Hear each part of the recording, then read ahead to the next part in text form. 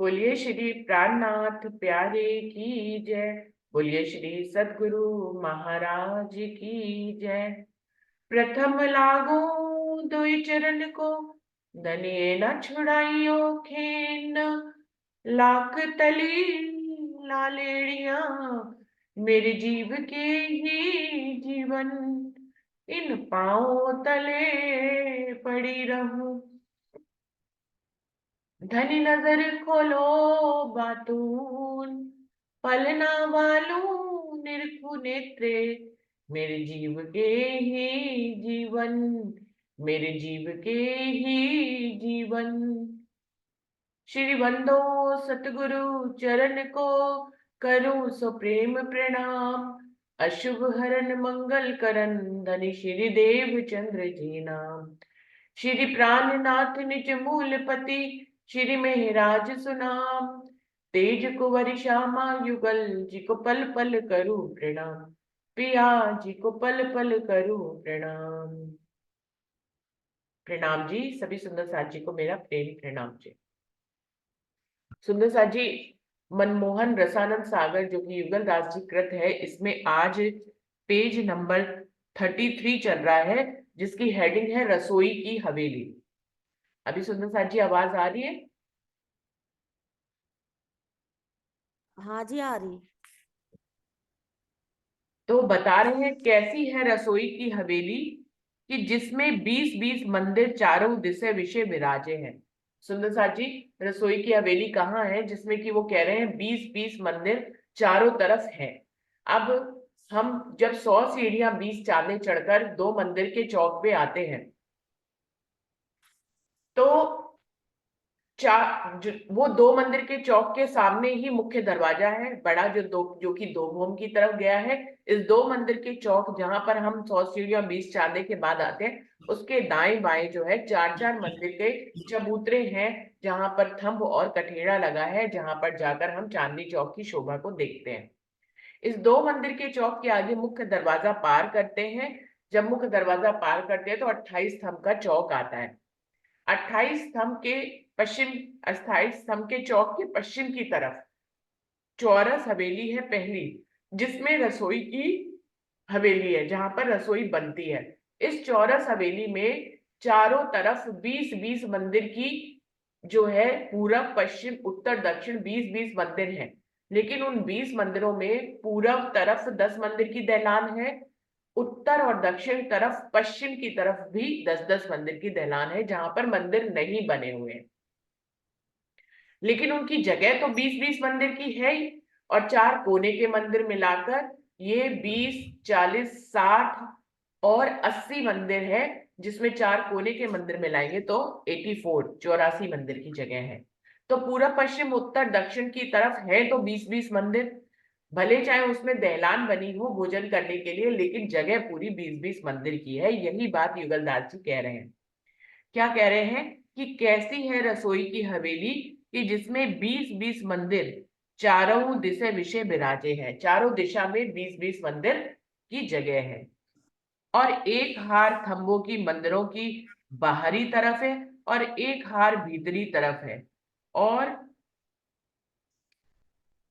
अब ये जो 20 मंदिर की जगह है चारों दिशा में, इसके चारों तरफ एक मंदिरों की हार बाहरी तरफ घूमी हुई है। फिर जब हम अंदर चले जाते हैं इन मंदिरों की हार के, तो अंदर भी एक खंभों की हार चारों तरफ घूमी हुई है।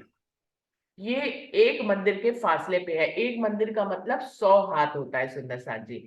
तो देखिए, ये चौरस हवेली बन गई। ये चौरस हवेली है।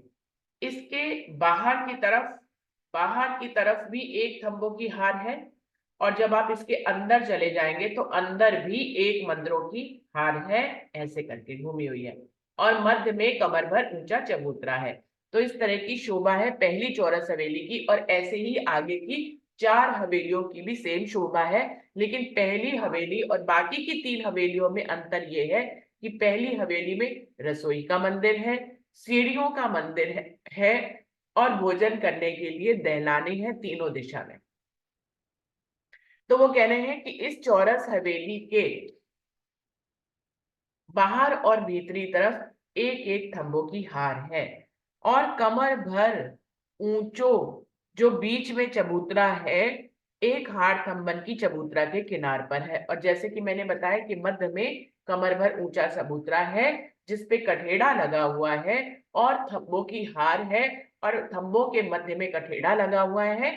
चारों दिशा में 4 दरवाजे हैं जहां से 3 सीढ़ी इस कमर भर ऊंचे चबूतरे पर चढ़ने के लिए बनी हुई है और कठेड़ा भी लगा हुआ है।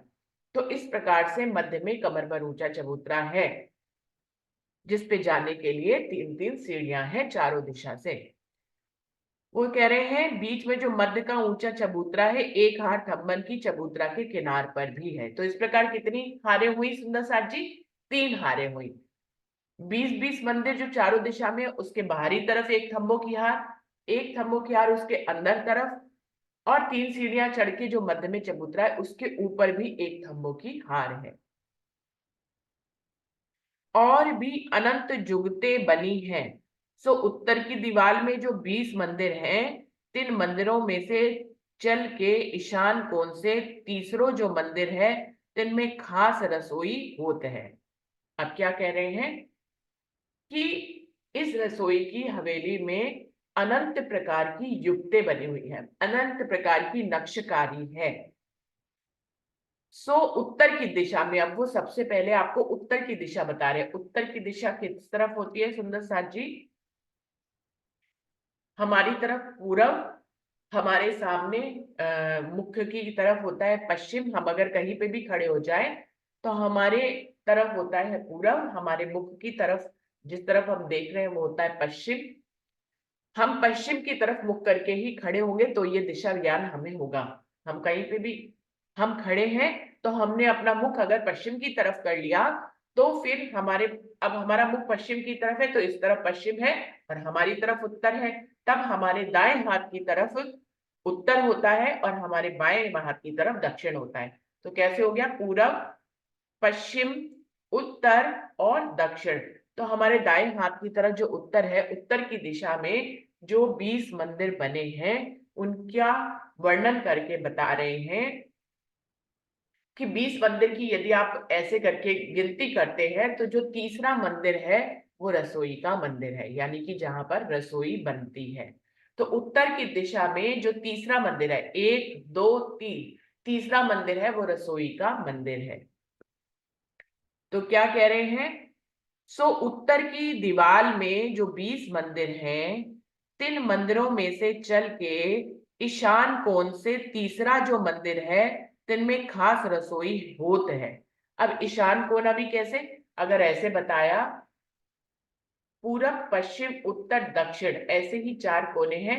अगिन, नैऋत्य, वायव्य और ईशान, इस तरह से। अब उत्तर की दिशा इस तरफ शुरू होगी तो उसके इस तरफ कौन सा कोना आएगा? ईशान कोने से। तो उन्होंने कहा है कोने, ईशान कोने से अगर आप गिनती शुरू करते हैं तो तीसरा मंदिर जो है वो रसोई का मंदिर है। उसमें खास रसोई बनती है जिसका हम लोगों ने कल वर्णन भी सुना। तो इसमें सखियां आए के ठाड़ी भई जो दसऊ दिसन विषय नजर करें तो अनंत कोट अनगिनत सामग्री धरी है। वो कह रहे हैं कि यदि रसोई, आप उस रसोई में, रसोई के मंदिर में आकर खड़ी हो जाए, चितवनी की बात कर रहे हैं, वैसे तो परमधाम की बात कर रहे हैं कि परमधाम में सखियां जब रसोई की हवेली में आती हैं तो वो क्या नजारा देखती हैं, लेकिन अभी हमें जो इशारा कर रहे हैं कि हम अपनी चितवनी के माध्यम से यदि रसोई की हवेली में जाते हैं तो क्या कह रहे हैं?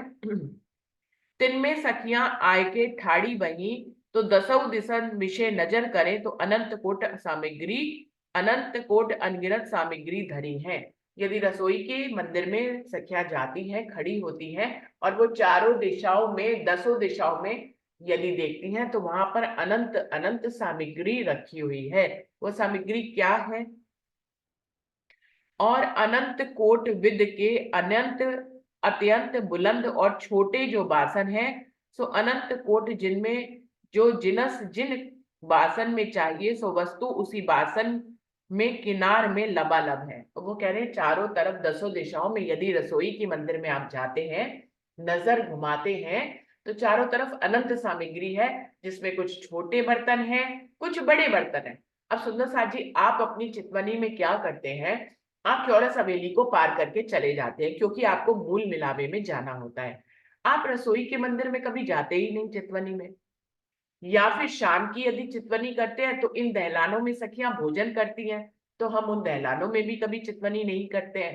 तो सुंदर साथ जी, चितवनी को और पंख देने के लिए तो हमें रसोई की हवे मंदिर में भी दर्शन करने जाना चाहिए, जहां का वर्णन युगल दास जी कर रहे हैं कि यदि रसोई के मंदिर में हम जाते हैं तो वहां पर अगर हम चारों तरफ नजर घुमाते हैं तो हमें अनंत विध की सामग्री दिखाई देती है।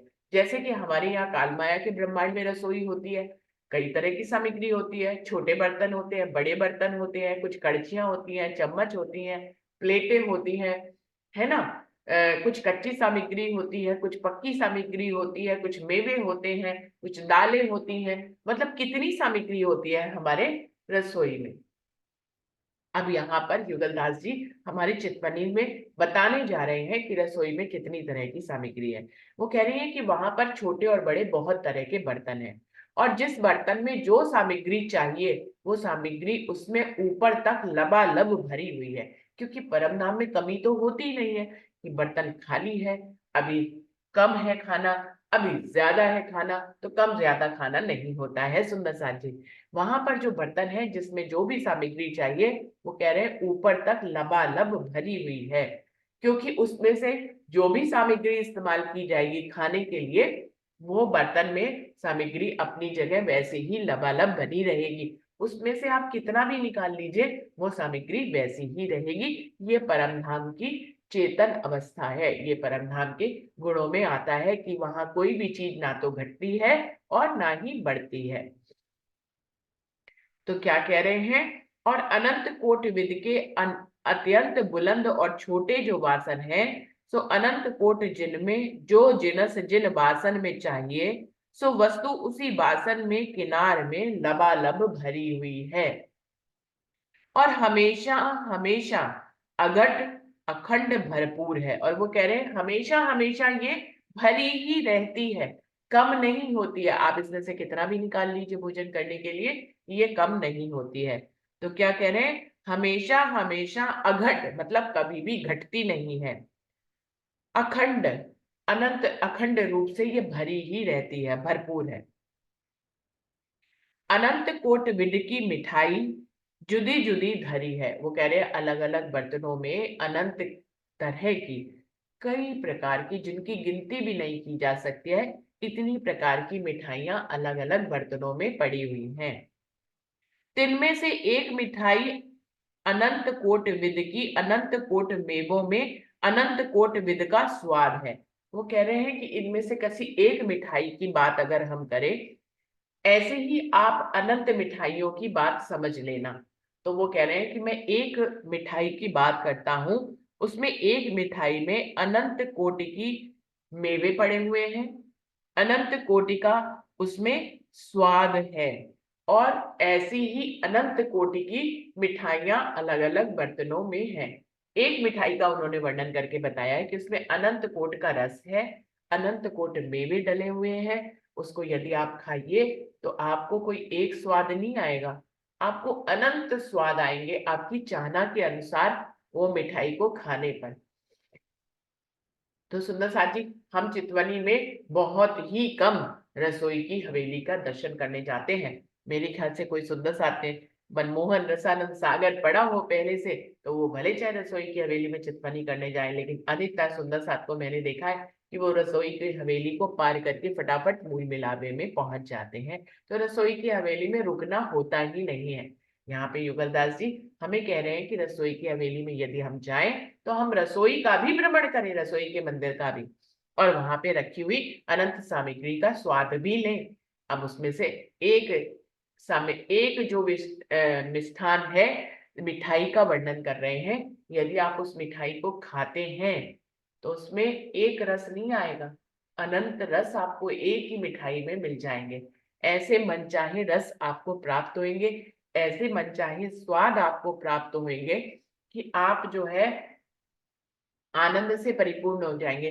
परम धाम की हर लीला में आनंद है सुंदर साथ जी, तो आपके भोजन करने में भी आनंद है। आप प्रेम की लीला करते हैं उसमें तो आनंद होता ही है, लेकिन भोजन में आप यदि मिठाई खा रहे हैं, आप रोटी खा रहे हैं, आप भाजी खा रहे हैं, आप जल पी रहे हैं, कुछ भी कर रहे हैं, उसमें भी राज्य के अनंत अनंत आनंद की लीला रहती है। आप वहां पर हर पल हर घड़ी किसी भी लीला में अनंत आनंद को भोग सकते हैं। तो कह रहे हैं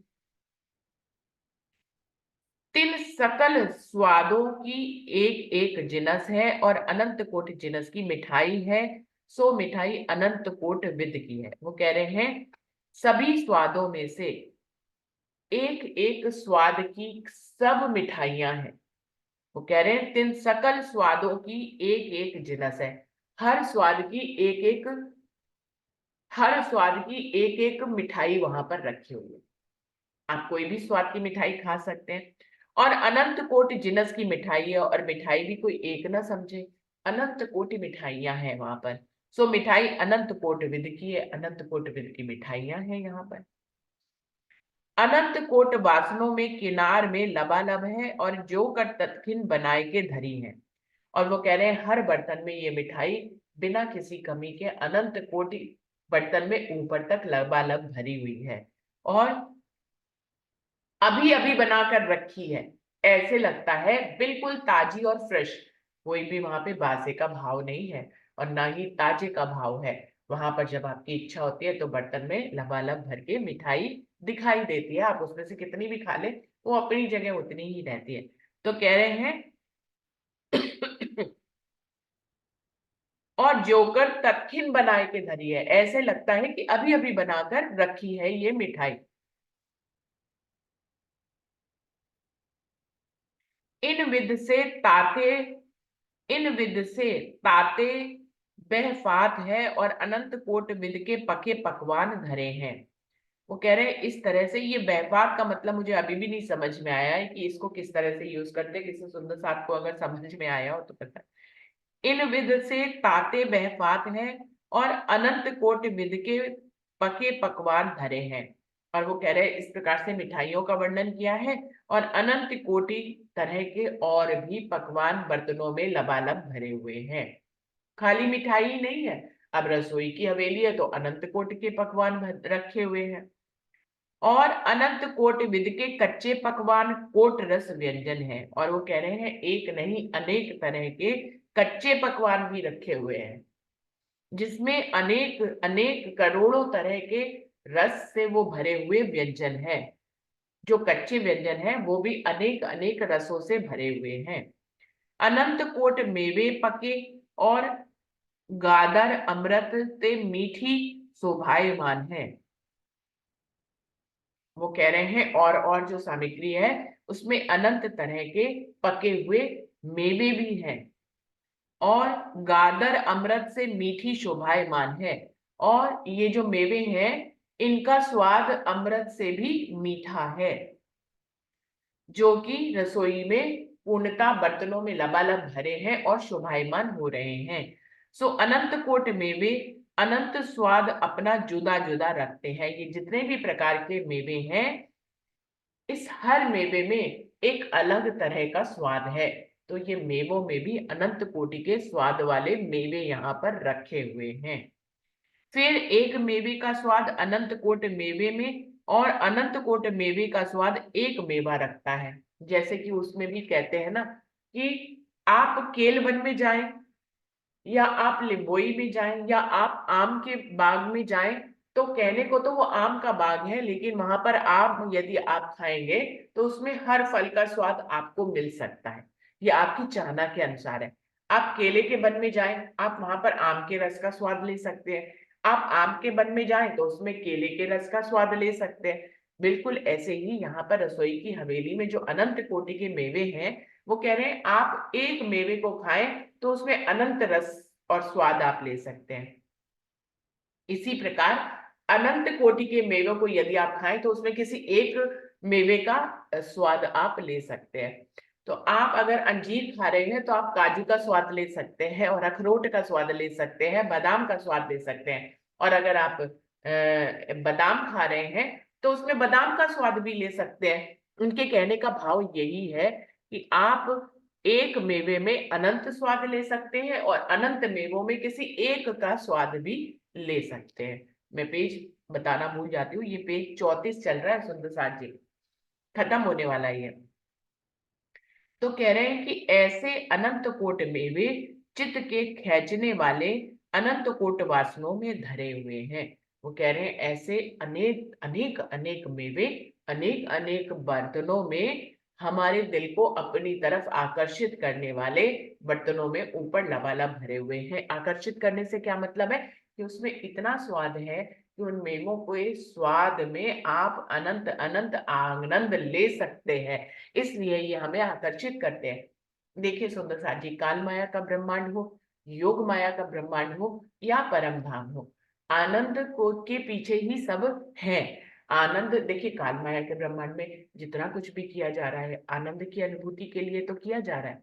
हम रोज मीटिंग करते हैं, हम राज्य की बातें करते हैं, हम राज्य की कोई ना कोई वाणी पढ़ते हैं, तो किसके लिए? आनंद की अनुभूति के लिए। तो आनंद के पीछे ही तो सारी दुनिया है। हमारा आनंद राज्य से जुड़ा हुआ है तो हम राज्य की बातें करते हैं। ऐसी दुनिया वालों का आनंद जो है वो उनके भगवान से जुड़ा होता है तो वो उसकी बातें करते हैं। किसी का आनंद पैसे से जुड़ा हुआ होता है तो वो पैसा कमाने में लगा होता है। किसी का आनंद किसी की सेवा करने में लगा होता है तो वो उसका। तो पूरी दुनिया में अगर आप देखें, आनंद की अनुभूति के लिए ही सारी सृष्टि भाग रही है। तो आनंद एक ऐसी अवस्था है जो हर कोई पाना चाहता है। अब कालमाया के ब्रह्मांड का आनंद और परम धाम के आनंद में विशेष बहुत बड़ा फर्क है।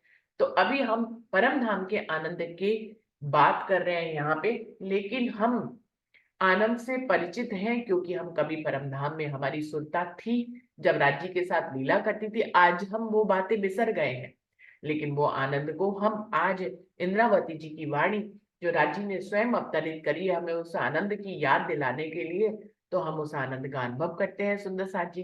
तो अगर कुल टोटल ये सारी बात कहने का मतलब ये था कि घुमाकर हम देखें तो कोई भी ब्रह्मांड हो, चाहे परम धाम हो या कालमाया का ब्रह्मांड हो, सभी आनंद की प्राप्ति करना चाहते हैं। सारे कर्म दुनिया में सुख वैभव और आनंद को प्राप्त करने के लिए है। चाहे वो नौकरी की जाए, चाहे वो बिजनेस किया जाए, चाहे वो रसोई में भोजन बनाया जाए या मिल बैठकर बातें की जाए, सभी का मतलब आनंद को प्राप्त करना ही होता है।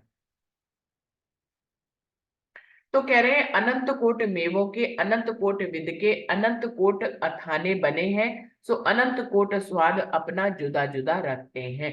ये जो अनंत कोटि के मेवे बने हुए हैं जो सखियों ने अनंत तरह से बनाए हैं, इसमें हर मेवे में अनंत कोट के रस हैं, आनंद है, और हर मेवा ना एक जुदा स्वाद भी रखता है। अब आपको क्या लगे कि हमने काजू खाया तो उसमें बादाम का, अंजीर का, अखरोट का स्वाद आ रहा है, तो फायदा ही क्या? तो सुंदर साथ जी वो कह रहे हैं कि यदि आप उस मेवे का अलग से स्वाद जानेंगे तो वो हर मेवा अपना एक अलग स्वाद भी रखता है। लेकिन यदि वो मेवा खाने पर आप किसी दूसरे मेवे का स्वाद लेना चाहें तो परम धाम में ये मनचाही बादशाही है कि आप अखरोट खाने पर बादाम का स्वाद चाहते हैं तो मिल जाएगा। लेकिन इसका मतलब ये नहीं है कि अखरोट का स्वाद अपनी अपनी जगह पे खत्म हो गया। अखरोट का स्वाद अपनी जगह पे है, लेकिन अखरोट खाते हुए आप बादाम का स्वाद लेना चाहते हैं तो वो भी मिल जाएगा। तो कह रहे हैं इतने करोड़ों तरह के जो मेवे हैं, हर मेवा अपना एक अलग अलग स्वाद रखता है। तिन मेवों के साथ जौन मसाला अत्यंत स्वाद देवे, सो माफक दिल श्री हक हादी रूहों के उस मेवे में वही मसाला भरा है।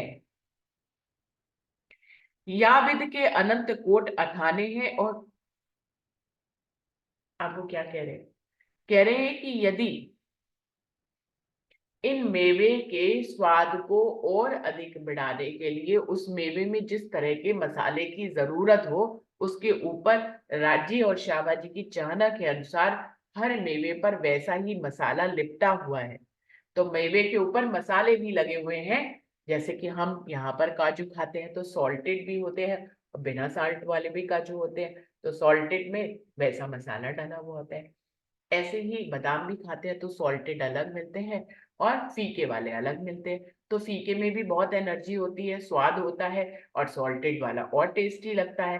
तो इसी प्रकार से वो कह रहे हैं कि परमधाम में जो अनंत कोटि के मिष्ठान है, मेवे हैं, हर मेवा अपना एक अलग स्वाद रखता है, लेकिन उसके ऊपर राजी श्यामा जी के अनुसार, उनकी चाहना के अनुसार उसके ऊपर मसाला भी है।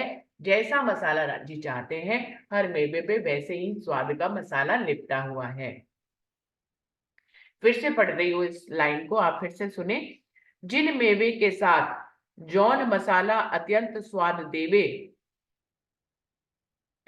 सो माफक दिल श्री हक आदि रूहों के उस मेवे में वही मसाला भरा है, या विद के अनंत कोट अथाने हैं। इस तरह के अनंत कोटि मेवे हैं। और कई विद के दूध दधी माखन मलाई है। और कई विद के रस हैं जो सूरज समान रोशन है।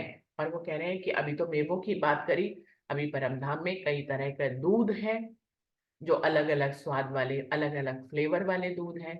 दही भी है, अलग अलग स्वाद वाली है। मक्खन है, अलग अलग स्वाद और फ्लेवर वाली है। ऐसे ही मलाई भी अलग अलग स्वाद और फ्लेवर वाली है। तो वो कह रहे हैं यहाँ पर कई तरह के दूध दही माखन और मलाई भी हैं, और कई विध के रस हैं जो सूरज समान रोशन है। और इन दूध दही मलाई और मक्खन में जो अनेक तरह के स्वाद हैं, उन स्वाद को एकदम वो उनकी ऊंचाई को सूरज की तरह माप रहे हैं कि इतना अनंत उनमें स्वाद है, जैसे कि सूरज जैसा स्वाद हो। ऐसी जो अनंत कोट नग धात हैं, तिन धातों के वासन बने हैं, तिन वासनों में बिजुलियों के नग जड़े हैं। ऐसे जो अनंत कोट वासन है, ते दूध दधी माखन मलाई और अनंत कोट रसों से भरे हुए ऊपर सीकियों के धरे हैं। अब बर्तनों का वर्णन कर रहे हैं कि जिन बर्तनों में ये दूध दधी माखन और मलाई भरे हुए हैं, वो बर्तन अनंत सुंदर नगों और धातुओं से बने हुए बर्तन हैं। जो धातु है वो भी बहुत ही सुंदर धातु के बने हुए बर्तन है, और उनमें नक्शकारी की गई है नगों से। तो ना समझिए कि जैसे कि हमारी रसोई होती है, सिंपल से स्टील के बर्तन होते हैं।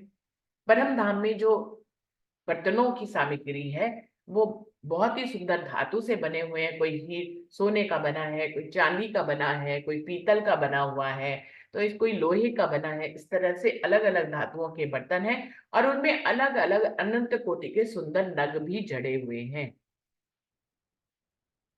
तिन धातों के वासन बने हैं, तिन वासनों में बिजलियों के नग जड़े हैं, बिजली के समान सुंदर नग जड़े हुए हैं। ऐसे जो अनंत कोट वासन है, ऐसे वो कह रहे हैं हमने जो आपको अनंत तरह के बर्तनों की महिमा बताई है, उनमें दूध दधी माखन मलाई और अनंत कोट रसों से भरे हुए ऊपर सीकियों के धरे हुए हैं। ऊपर ऊपर ऐसे छाबे हैं, उनके ऊपर रखे हुए हैं ये बर्तन, अनेक प्रकार के दूध दही मक्खन और मलाई से भरे हुए ये पड़े हुए हैं। जानिब जो सखी कुछ चाह करके चितई सो ततखिन पसर के ऊपर जमीन के आए बैठे हैं। क्योंकि व्यंजन भी सब चेतन है, तो कह रहे हैं कि जो सखी चित्त में जैसी चाहना करती है, वैसे ही ये बर्तन वैसे रखे तो ऊपर सीखियों पे हैं, क्योंकि चेतन है और रसों से भरे हुए हैं। जैसे ही सखी मैं चाहना करती हूँ कि मुझे दही खानी है स्ट्रॉबेरी फ्लेवर की, तो स्ट्रॉबेरी फ्लेवर वाली दही जो है तुरंत जमीन पर आकर हमारी थाली में बैठ जाती है। तो कितना सुंदर भाव बनता है, सुंदर सांच। फिर से पढ़ रही हूँ।